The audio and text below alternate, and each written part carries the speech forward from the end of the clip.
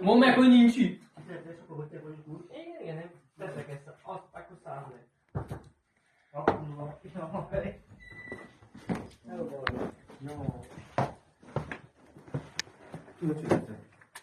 Ki volt fizetve? Biztos, hogy ki volt fizetve? Látod a Youtube-on? Igen, lett így. Hát ezen tényleg van minden. Na jó. Köszi. Na fiúk, ingyen van pizza.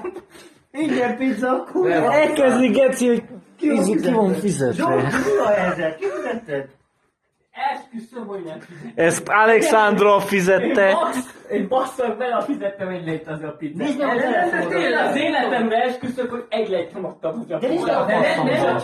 Hallod, nem nyomtad neked? Nem nyomtad neked a futpontán, hogy ízérte, hogy fizesse ki a kárdon? Dehogy is ember, nekem a kárdom nincs felregisztrálva, se futballtán, se PS-en, sehol Így eljöttünk, Geci!